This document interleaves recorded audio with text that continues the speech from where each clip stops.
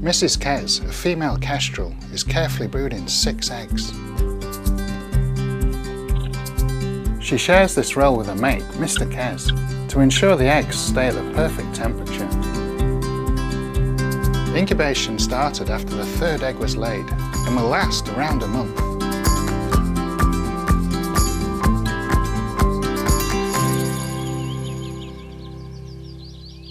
This is the pair's 3rd season together, and Mrs Kes knows just how she likes to keep her nest. She carefully brings soft wood chippings into the centre to provide a cushioned base for her eggs. She's particularly protective. In previous years, she's fought off numerous attacks.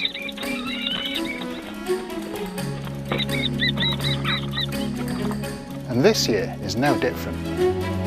As Mrs Kes sleeps, she hears a noise outside. Barn owl Finn lands at the entrance, but soon takes flight. The barn owls haven't laid eggs yet and are checking out potential sites. Finn's mate Gylfie follows. Mrs Kes leaps up, defending her precious clutch.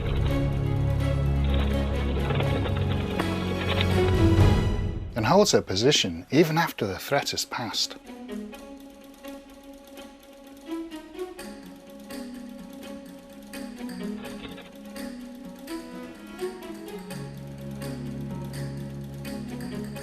The eggs are unharmed, but she seems rattled by the attack. And the danger doesn't end here. The following day, Mrs Kes hears disturbance outside.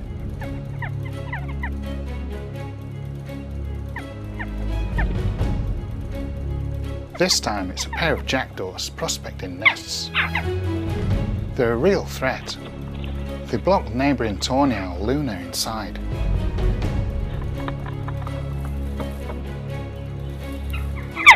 Mrs Kes heads in, but the corvids are curious, landing at her nest too.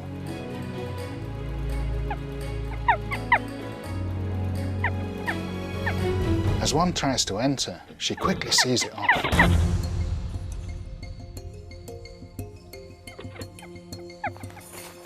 But over the following days, the jackdaws are persistent. They're visiting the nest multiple times a day.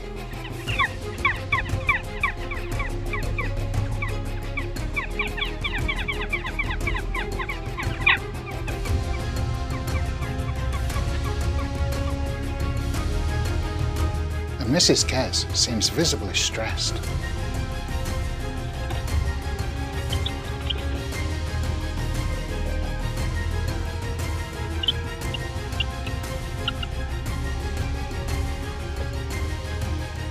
Until finally, Mr Kes swoops in, putting an end to the trouble.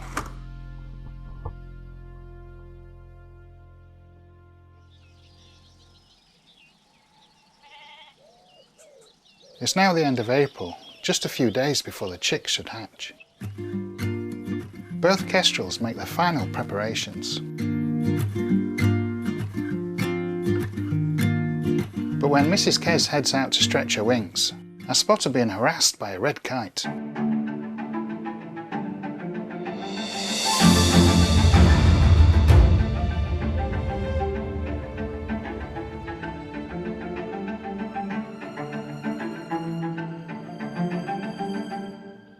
She's soon back at the nest. She just can't seem to catch a break.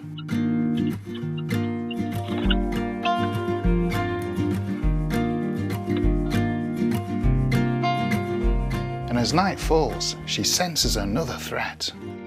Tawny Owl Luna lands at the nest. Luna's got chicks nearby and she's highly territorial.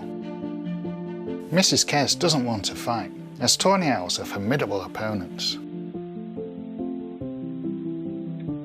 But as Luna tries to enter, Mrs Kes lunges. She'll do anything to protect her eggs.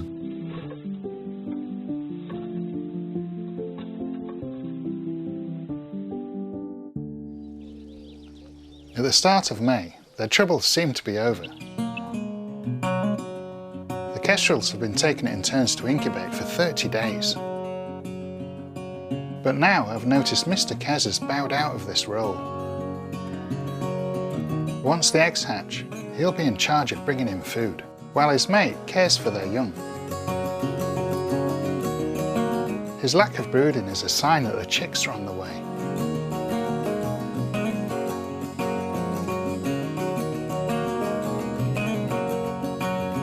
Mrs Kes broods the eggs closely. And soon we get a glimpse of the first chick.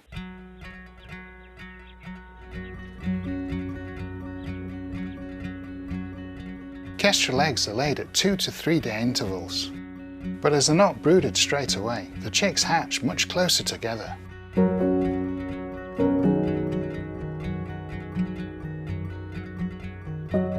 The second chick hatches only an hour and a half after the first. Soon, Mrs Kes leaves the nest.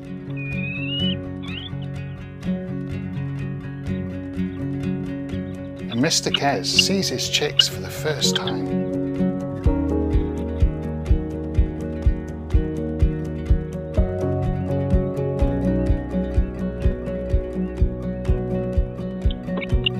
His mate soon returns, and he sets off to find food.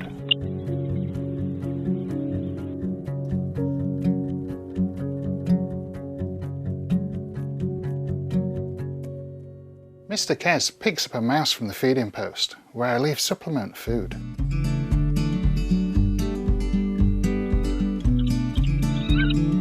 He delivers the food to his mate.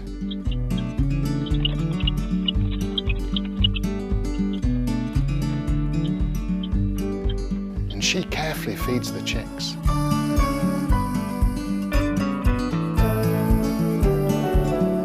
It's amazing to see how well they work together.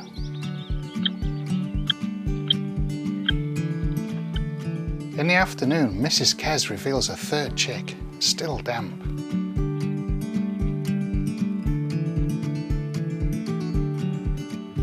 And when she leaves the nest in the evening, her fourth chick has hatched too.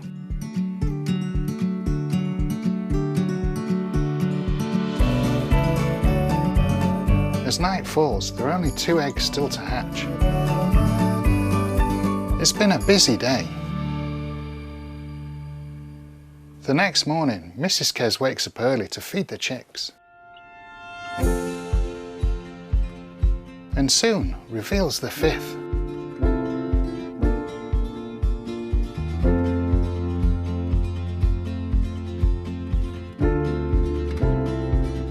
And finally, the following evening, the 6th and final chick hatches too. This Kestrel family is now complete, and I can't wait to see how they get on.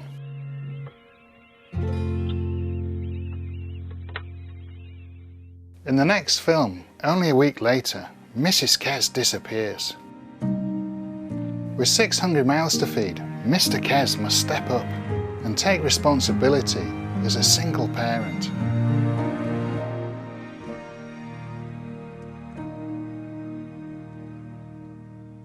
Thank you for watching, and I hope you enjoyed the video. Don't forget to like, comment and subscribe to see more. Here's a taste of what you'll enjoy seeing on this channel.